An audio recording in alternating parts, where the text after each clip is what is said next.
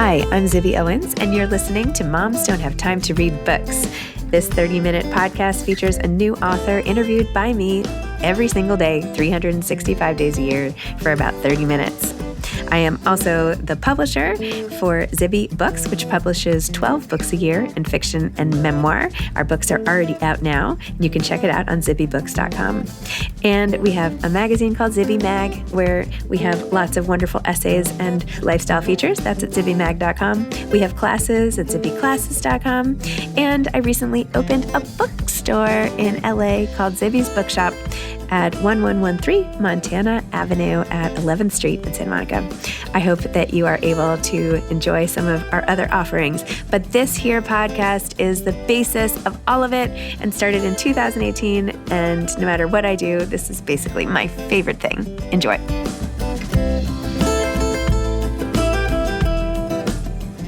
Natalie Franke is the author of GUTSY, Learning to Live with Bold, Brave, and Boundless Courage. She is an author, community builder, neuroscience nerd, and mama bear for small businesses. As the host of the Independent Business Podcast, the chief evangelist at Honeybook, and author of GUTSY, she leads tens of thousands of independent business owners while fostering a spirit of community over competition around the world. Welcome, Natalie. Thank you so much for coming on Moms Don't Have Time to Read Books to discuss GUTSY, Learning to Live with Bold, Brave, and Boundless Courage. Thank you for having me. I'm so excited to be here. My pleasure. Tell everybody the story of this book. Why write the book? Why be gutsy? What is the importance of being gutsy? Yes. Okay. So the book was truly inspired by the work that I've done over the last decade of my life with small business owners. That was the inception of the inspiration because I, like everyone at the beginning of 2020 thought it was going to be my year. Okay.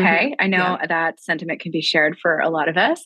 And I chose a word for the year, as one does. My word was home. Didn't know that that was a foreshadowing of the quarantine to come. Wow. You may have caused that whole thing to happen. I know. And if you ask some friends of mine, they would claim it is all my fault. Yeah. Like, what's your word for next year? No, I've stopped doing it. Okay. Anyway, not a story for today, but I had to stop because I realized perhaps my words have even more power than I realized. You know, it just became a little bit too concerning. So anyway, I chose the word home. We sold our house. We moved into a suburban. I mean, truly, like my husband, my 10-month-old and I put our belongings into a suburban. And at the end of 2019, early 2020, we started driving across the country to meet with our community of small business owners. And so I've been supporting these business owners for several years. We had a community called the Rising Tide Society going city to city. And there were meetups of hundreds of business owners in each of these cities, talking with people, asking them about, what would this year look like for them in their business? What were their goals? What were they going after? And you started it based on your own photography business. Yes. So I'm a small business owner by trade. And now, in another season of life, I'm still just a big mama bear for small business. But yes, that was the origin of kind of why that community in particular for me. And so we're driving city to city, rinse and repeat, hosting these meetups, talking to people. I mean, I truly sat with over 2,000 people over the course of 3 months. We had to stop March 5th, 2020 for obvious reasons. But went all the way around the United States. I live near DC and we drove all the way down to Florida doing these meetups around the entire peninsula of Florida, across the United States to the coast of San Diego, and then all the way up the California coast. So truly in the trenches with this community, with what many people call like the backbone of America, the small business community. And I'm talking to them and asking them all of these questions. And what I started to uncover is that for so many of them, it wasn't failure that was holding them back from going after what they wanted. It wasn't that they pursued something and failed and decided they were never going to do it again. It wasn't that, they didn't have the resources, because these are entrepreneurs. They can figure it out. They know how to figure it out with no resources. And, they know what it's like to be underestimated. It wasn't that. I kept trying to figure out, we have this room full of geniuses every week when we're stopping in a different city. I have this room full of brilliant humans, incredible ideas, amazing potential. Why aren't they going after these things they're talking to me about after I get off the stage? Why is nobody going after the things they want? Why aren't people being gutsy in the way I know they can be? And it wasn't failure. It was fear. Mm-hmm. It was fear, and fear in particular of what other people would think of them. Mm-hmm. When I started to boil it down, it came back to that. And so it set me on a little bit of a personal quest in the years that followed, actually while I was writing my first book, Built to Belong, to just get to the root of this. Why do we care so much about what other people think of us? Why has the advice that we've been given failed us? Mm-hmm. And what can we learn from science that can help to inform how we navigate this sort of self-help reality around being more courageous. And so Gutsy was this merging of the experience of working with brilliant, incredible entrepreneurs that had big dreams, but so many of them weren't even taking the first step. From a background in psychology and neuroscience, I studied at UPenn and did my degree in visual studies, but I was on the science track where I studied the science of seeing ultimately. So a little bit of nerdiness in there. And then just honestly, this desire to kind of give everyone a little kick in the pants after, 3 years of going through it, recognizing that we deserve a gutsy ending, right? Like we deserve a moment of bold, brave, and boundless courage in the future after everything that we've gone through. And so it's a little combination of those factors that inspired me to write the book. Amazing. That's wonderful.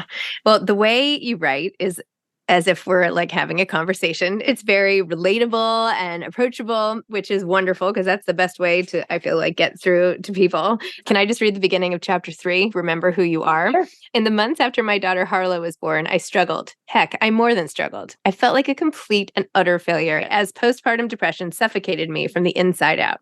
It wasn't the first time I had battled with my mental health. However, it was the first time in a long time that it felt like the darkness was winning.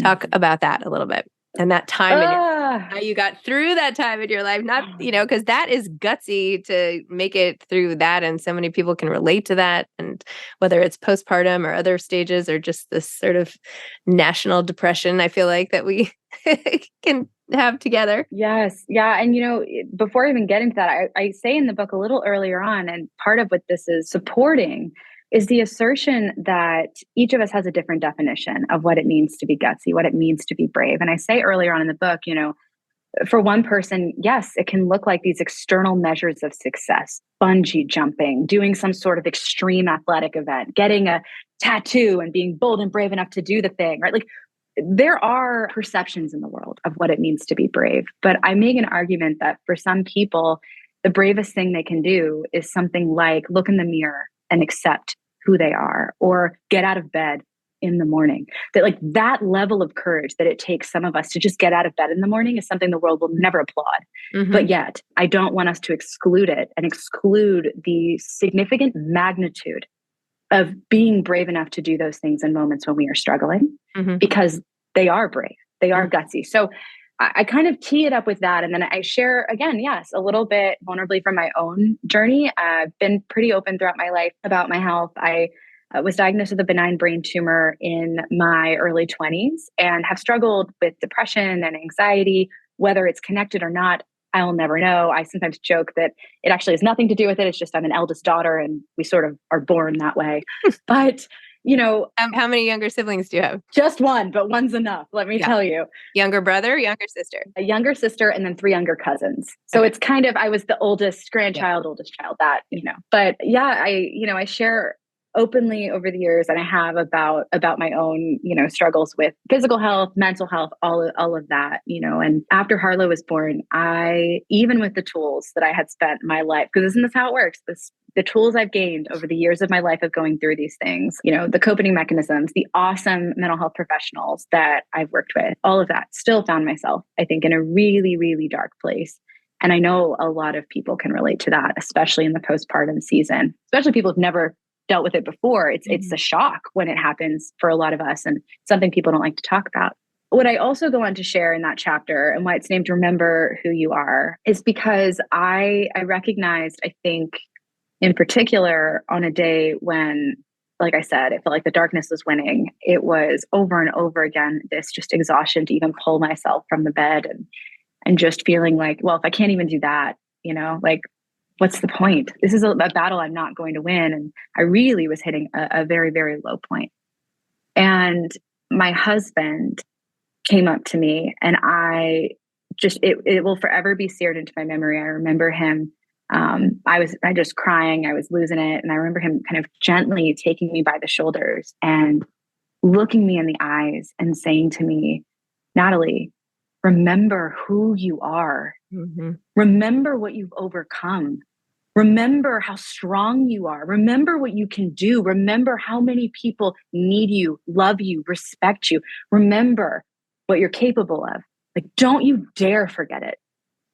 And it kind of just jarred me in the moment, and a little bit woke me from the days of what I was going through, seeing that one other person truly saw me, but also wanted to ensure that even though right now I couldn't see it, and even though right now I didn't feel it, that one day I would find my way back to myself. And in the days and weeks that followed that, I remember when things would get hard or when I would start to spiral, it was as if those words would just yank me back from the twister, into descending despair of saying, no, but I am strong. I am capable. I have overcome every difficult thing in my life, and I'm still here. And there was this sense of just reminding all of us, when you face something that scares you, when you face something you're not sure you can overcome, that you don't lose sight of just how much you already have overcome. You don't lose sight of the accomplishments that maybe the world has never seen. The childhood moments where you chose to get back up again when you fell, figuratively or literally, when you dealt with a heartbreaking moment, a loss, a relationship that tore you apart. You kept going, right? When you fell out of love with your body postpartum and you learned to love yourself again. These are things that we so quickly dismiss. We so quickly ignore. We treat as though it's not important. And yet, I think there is power, tremendous power, in going back to the root, remembering who we are, and also being very intentional about the stories that we tell ourselves about that past, knowing that we are the author very much of our own story. And therefore, we have a lot of power in how we craft the words that then empower us to move forward and be gutsy in our lives. I hope you have like a speaker's agent or something and that you're on the road, like giving this talk, because I was like almost crying just hearing you say all of that. And it's really motivating. And as you were finishing talking, I was like, I'm going to send this to this person. I'm going to send this clip to this person. Da-da-da. So I don't know. You got to take this show on the road. I'm sure you already are, but it's powerful stuff. You're very kind. And by the way, with the Chumbawamba quote, by the way, I get knocked down, but I get up again. I literally was going to put that in like a book I wrote or like somewhere. And somebody was like, you can't just make that like the quote on the cover of your book or something. I was like, I feel like that is like my anthem, that is. Anyway, so I loved that. Another thing that I also say to people, and you have a whole thing in here and said it much better. I always hear people saying, well, I'm just a mom, or I just have one kid, or I just, I just wrote the one book, or I just did this, or I'm just a whatever. And I'm always like, there is no just. There is no just. Like, stop it. So you have a much better way that you address this in the book, which I loved. You said basically the same exact thing. So I promise I'm not copying you. I feel you. So you said in the small, can I just read this part? Is that okay? Yes, go for it. Go for it. In the small business world, many of us have been on a mission for years to eliminate this term from our vocabulary and transform the way that we talk about ourselves and the work that we do. When used alongside parts of our identity, it becomes even more damaging. And again, most of us don't even realize that we're doing it. I am just a blank. I am just a photographer. I'm just a teacher. I'm just a stay-at-home parent. Oof, this gets me all fired up. I wish you could see me furiously typing away at my keyboard with that angry mama bear look in my eyes. I need you to hear me when I say, and then you have a space, and then this phrase in bold, and then another big space. You are not just anything. The work that you do matters. Your contributions matter. We need to eradicate this adverb from being used in our vocabulary like this. Stop downgrading the work that you do by throwing just immediately before your title. Language matters. It impacts how we feel about ourselves and how others perceive our self-confidence. If you swap out the word just for any one of its synonyms, it becomes even clearer how language is harmful. Yikes. Isn't this awful? Let's cut it out, kick it to the curb, and hold one another accountable to stop saying it. Yes. Yes. Love it. I know. I'm so passionate about this. I think it's because I was doing it and I still catch myself doing it. It's very much ingrained. I think with the perhaps intent of humility, like from the standpoint of, oh, it's just, it's not that big of a deal, but it's passive language, and it's passive language particularly that women use. And it's sort of been gently socialized into our very well-being of how we navigate the world, of wanting to make ourselves smaller and more palatable, pleasing to others, not take up space, not be too loud, not be more than we should be. So we're just enough. We're quieting ourselves. And again, I could go on and on about perhaps the harmful nature of that, but I think one of the learnings I've had as well in my work, and not to go off on a tangent too much, is that, it's one thing if somebody else tells us who they think we are. It can hurt and it can definitely cause harm, but it is nowhere near as harmful as when we select the words to tell ourselves who we are. And so the hope here is to say, even if outside people are going to criticize your choice for being a teacher or a parent, or, a parent who works from home versus who works in an office. All parents work, by the way, all moms work. Like, there is nothing harder, truly. And in the pandemic, having certain seasons where my corporate work would stop and I was full-time with my kids, immensely hard work, more than full-time work. The point being, the world will always have opinions. We have the choice of whether we make those our opinions. And there's a huge portion of the book where I actually talk about the science of opinions, the fact that, we have to acknowledge that the opinions we are surrounded by have a far more impactful day-to-day influence on our lives than we realize from a science perspective. If you're curious about this, there are really cool studies about this where, you can completely change the way that somebody even perceives something by how you ask a question, and then they absorb it, they think about it. And then, it is fascinating. So you have to be really intentional about, one, and we talk about this in the book, being discerning in what opinions you allow to surround you. Some of it you have no control over, but your inner circle you do. The content you consume, to a degree, you do. You have this ability to be intentional with those opinions. But then again, most importantly, it comes down to, okay, once you take those inputs in, how are you talking about yourself? What language are we using? Are we allowing passive language to become part of our vocabulary and describing our identity? Are we discounting our own courage and saying, well, so-and-so did X, Y, Z. Why is it so hard for me to just get out of bed, right? Playing comparison games with something like courage. Those narratives that we tell ourselves are so important. John Acuff calls them soundtracks, and says that oftentimes, the soundtracks in our minds that repeat over and over and over again can dictate the symphony of our life, like how we move forward. And so it's an important thing to take into consideration. I've been talking a lot and thinking a lot lately about fear because people are afraid to speak up in the current environment about lots of different levels, right? There's fear in general. It's just right now I feel like fear is dictating a lot. And some people are angry at the people who are scared for not doing things that they wish they would do. And I've been trying to talk to people like the way I talk to my kids, like when my kid is really scared, it never makes them feel better to give them shame about their fear, right? Like you're not going to change their fear by being like, oh my God, that's ridiculous that you think that something's going to happen in the dark, or saying like, just stop being scared and do it. Like that doesn't work. That is not how it works, right? I have to like sit with them, be like, I understand. And like, let's make it just a little darker tonight. Or like, so gutsy, I feel, is the flip side of fear, right? It's the antidote. And there are lots of ways to get there. But when people feel paralyzed by fear, because I feel that fear really is paralyzing, you kind of shut down and you're like, I can't do anything and I'm stuck. Like, what is the solution for grownups that is not sitting in the dark with someone? Like, how would you try to get the first step away from fear for like all those business owners in the room with you, for instance? Like, what's just the first step people can take to try to gradually get themselves away from a place of fear, even if the fear is justified? Yes. And look, so a couple things quickly. One, there is nothing wrong with you for being afraid. Fear is built in to your neurobiology. We are afraid to keep us alive. Now, whether the fears are justified or not is another conversation, and whether they're based in, rational kind of, I feel this way because, and I can see evidence for that, that's a different story. But fear very much exists. I think I can't remember if it's chapter 1 or 2. I actually say, if anyone has ever told you, just stop being afraid of what other people think, stop worrying about what other people think. You can't. There's nothing broken about you. It's a feature, not a bug. In the tech world is something we'll say at times, like it's designed that way. You're actually designed that way.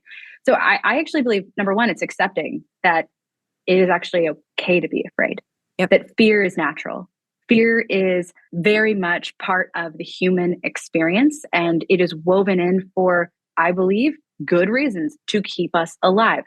However, and I talk about this a little bit in the book, I talk about it more actually in my first book, one of the most eye-opening realizations I had in studying the human brain is that the rate of evolutionary change in the brain can't even keep up or compare to the rate of societal change and cultural change that human beings have endured. What I mean by that is we're operating with very similar neural hardware, same brain, that ancestors 2,000 years ago had.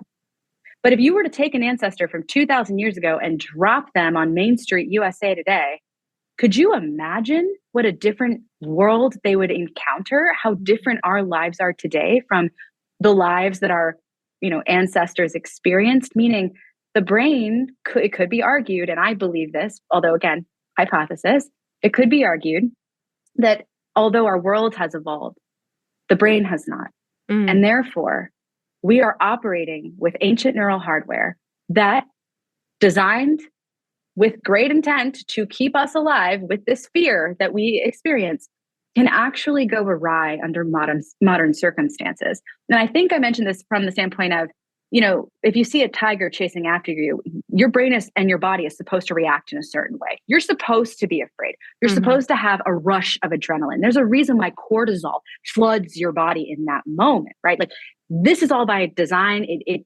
tremendously impacts your ability to run away from the predator. However, there is a big difference between an actual tiger and a man in a tiger mascot costume. These aren't the same things. Right. And yet, metaphorically speaking, oftentimes today, fear can feel as though the real tiger is chasing us metaphorically when it's Uncle Bill in a tiger mascot costume on the football field, drinking a brewski. We have trouble at times discerning the difference. I experience this all the time in my own life. Even, I'll give an example. And parents maybe can relate to this, and I love moms listening to this. When something very small, very quickly becomes kind of distorted and expanded from an anxiety lens, from a perspective of worry and concern, if on maybe a more passive side. But, I think about my kid not wanting to wear his coat in the winter. Can anyone relate to this? And again, the coat, like my child not wanting to wear his coat is the man in the mascot costume. Like, yeah, could it cause him harm? Possibly. I'm running him in and out. That's fine. But there is a part of me, a deep feared part of me at times that thinks in a spiraled way, but then what are other people going to think? Are they going to think I'm neglecting my child, that my child doesn't have a coat? And by the way, people do make comments all the time about where are the hats? Where are the gloves? Where are the coats? Why? It's like, but you get him in and out of the car seat and he doesn't want to wear it. Is it worth the fight? And then I go on, and you could very easily create a fear and a concern that then expands in a way that perhaps doesn't connect to its origin. So the first thing I want to just cover here is it's natural. Second thing I want to cover is it's by design with good intent, I believe, but ultimately we've entered an era where sometimes our neural hardware is actually hindering us just a little. And these fears that were meant to protect us, were meant to keep us safe, can actually hold us back and cause us harm. And then in the book, we go into more tactical details around different ways to combat this. So for one, I talk about, always starting from a foundation of values. Whenever it's a great exercise, by the way, to do, whether it's around fear, indecision, difficulty, discerning a path forward, and fear playing into that. Starting with a foundation of values, it sounds sort of fluffy. It sounds very easy. And I would argue that I bet anyone listening to this would say, of course, values matter to me. Like, I'm a value-driven person. However, I think a lot of us would have more difficulty communicating what the top 5 values are that we hold dear, or what are the top 3 values that we make decisions by, because it's not going to be the same person to person. And I recommend actually sitting down, and I credit my amazing therapist with this. This was one of the activities she did with me when I was going through the discernment process during my infertility journey around, do I keep going or do I stop? And I was torn either way. Fear was crippling me either way. It was either I invest all this money, all this physical pain, this time, this wear and tear on my body to go through IVF after all these failed other paths have led me to, and not even get the result I'm hoping for.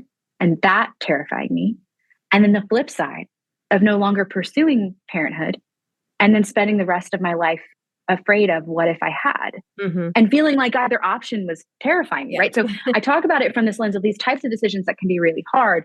And so starting with the foundation of values, getting clear on those 3 to 5 values, and then running your fears through those can be immensely helpful. Another thing I talk about more loosely, because I am not a mental health professional. Yes, I'm a nerd. I've studied the brain, but there is a vast difference actually working with one. If this is something that you feel is not only impacting you maybe on a goals level, but truly day to day, there is no shame in it. I will be, if you're afraid or you don't know where to start, send me a DM. I will direct you. There are incredible resources to help you find somebody to chat with about it. It's another thing you can do.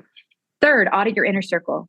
So a lot of the time I find, as I mentioned, opinions mattering immensely to how we perceive ourselves, how we navigate the world, our own opinions being shaped significantly by the opinions that surround us, which was something I've always found fascinating. For example, if you enter a friend group and you hate Gilmore Girls, but everybody loves Gilmore Girls, eventually you're going to like Gilmore Girls, according to science, right? Like you'll eventually get swayed and you're going to not know it was never your idea in the first place. And that goes with politics. It goes with religion. It goes with, literally, the opinions that surround us impact us, even when we claim we're independent thinkers. It's just science. It's how the brain works, and it's a protection mechanism. More in the book on that if you're curious. So you do have to craft that inner circle. If fear is holding you back, I would just ask you, who in your inner circle are the ones that challenge you? Because again, I say this too, an inner circle isn't just yes people. An inner circle can't just be your cheerleaders, right? That's an echo chamber. If everyone's saying yes, they're saying the same thing that you say, that is not an inner circle. That is an echo chamber. What you need in an inner circle is a combination of different individuals. You need people, yes, that cheer you on and root for you, and they're there because you need support. You, though, also need people that share your values, have your best interest at heart, but maybe come to the table with a different lived experience.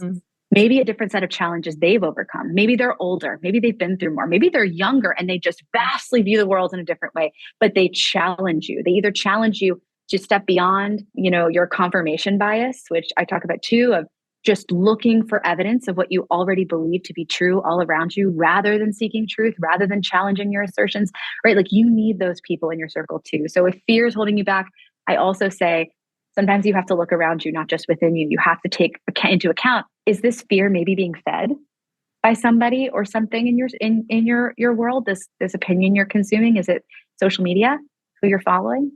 Is that making you more afraid? You mentioned people being afraid to speak out. I know that is something that's very real right now, and there are consequences to having an opinion. There always have been. They seem to be tremendously painful in 2023 in a world where everything has a permanent footprint and everyone has access to both share their opinion and give you their take on your opinion. Yes, it's very, very hard. But I would challenge you as well to say, are you just living in the consumption of cancel culture and the fear of its existence? Or are you taking time offline to surround yourself in real human conversations where people can look one another in the eye and mirror neurons fire? Because there's a difference. When mirror neurons fire, we have something called empathy. And with empathy, right, comes true impact and true change, and perhaps true ability to vocalize your opinion and be open to receiving criticism that isn't so painful, so wounding, and so permanently damaging, before then expanding into other spaces. I could go on and on. Okay. I've rambled a lot. That was great. But, literally the whole book talks about it. So feel free to dig in. It's amazing. Natalie, thank you. This is amazing. You are such a font of knowledge and inspiration. Your brain is like on overdrive. It's amazing. No, it's good. You have a lot to share and your passion totally comes through, and we need that. Like we need that so much. Right?